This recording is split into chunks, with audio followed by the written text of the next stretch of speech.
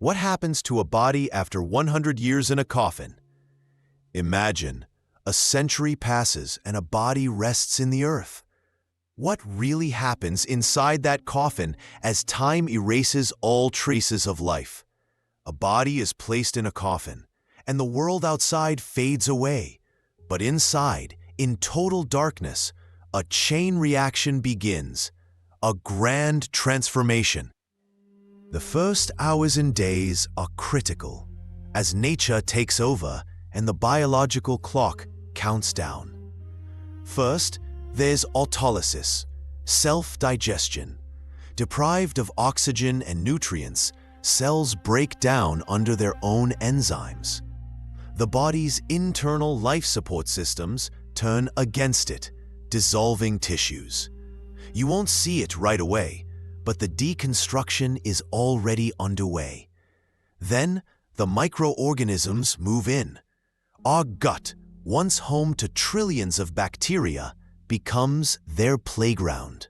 With no immune system to fight back, these bacteria multiply, feeding on the body's tissues. They release gases, methane, hydrogen sulfide, causing bloating and discoloration, often turning the skin greenish or purplish. This is the start of decomposition, visible chemical proof that life is gone and matter is changing. Temperature is key. Warmth speeds up decay, while cold slows it down, sometimes completely. That's why forensic experts always check the temperature and burial conditions. These first weeks bring noticeable changes as the body loses its familiar form. We're just at the beginning of this amazing, though morbid, journey. Ready to dive into the secrets of decades underground? What happens as soil, moisture, and lack of air go to work? After those first active weeks, the body enters a long phase of change, stretching for decades. Soil, moisture, and limited air inside the coffin are now the main players. Soil is a living ecosystem. Its composition, acidity, and density affect decay rates. Dense clay soil with little oxygen slows things down. Sandy soil with good aeration speeds it up. Soil microorganisms penetrate the coffin, breaking down any remaining soft tissues. Moisture is crucial.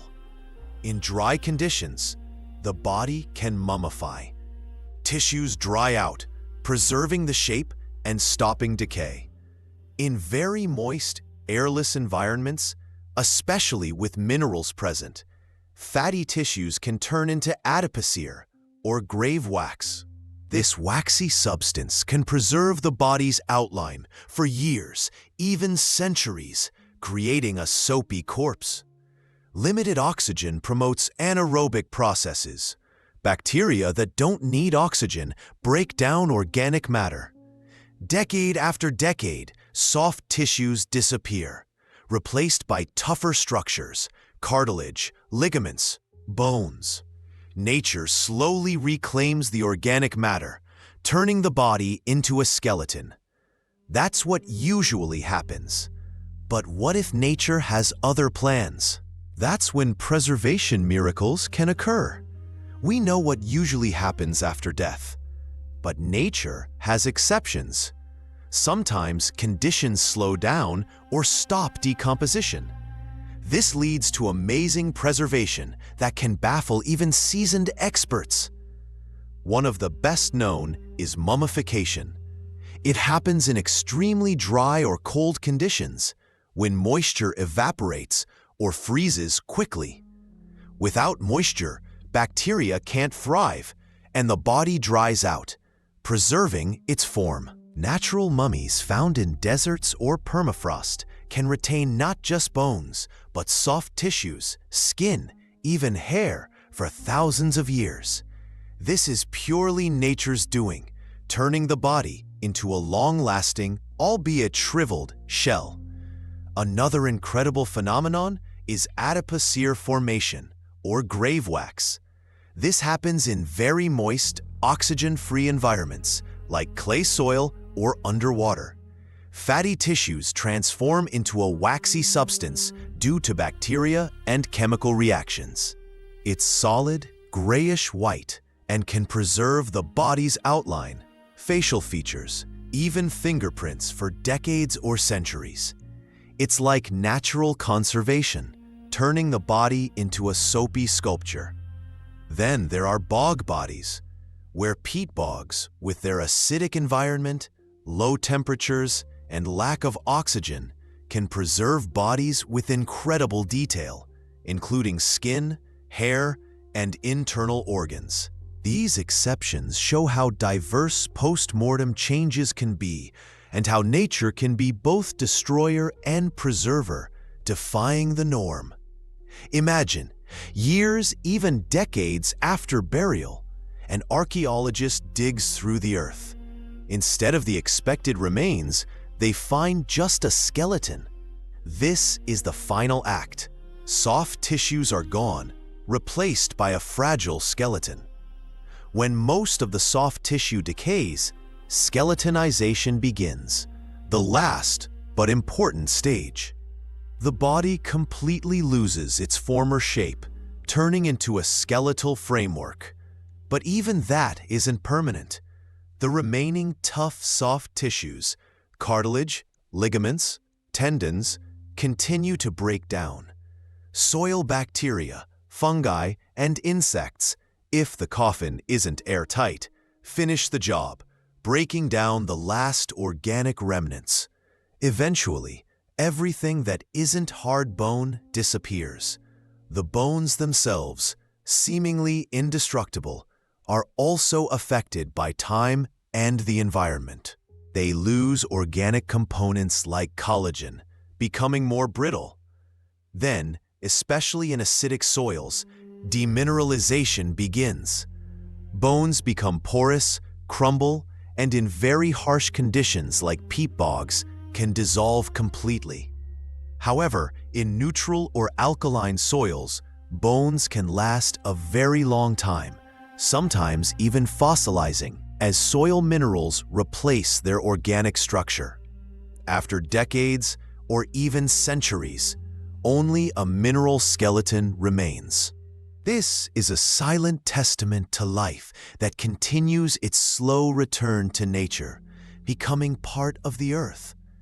After 100 years underground, a body might be gone without a trace, or it could transform into something completely different.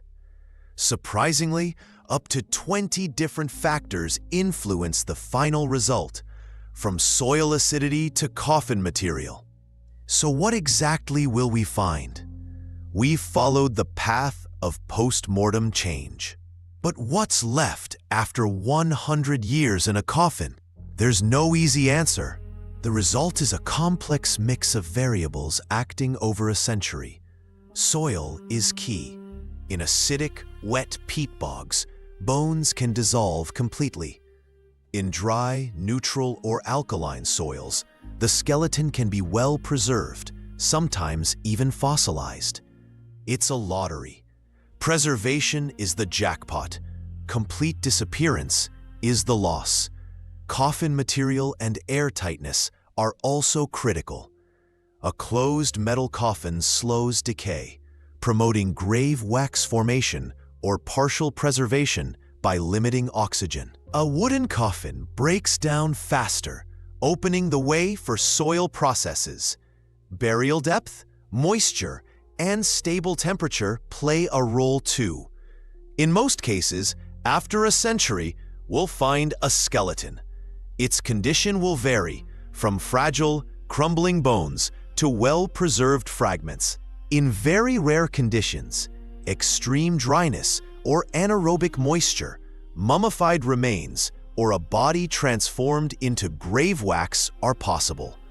So, after 100 years, the human body completely returns to nature. It either dissolves without a trace or leaves behind a skeletal framework that continues to transform slowly. It's the final stage where matter changes its form, becoming part of something new. Our look into post-mortem change is done. But this is just one of countless mysteries. If you enjoyed learning what happens to a body after 100 years, imagine how many mysteries of the spirit are waiting to be uncovered.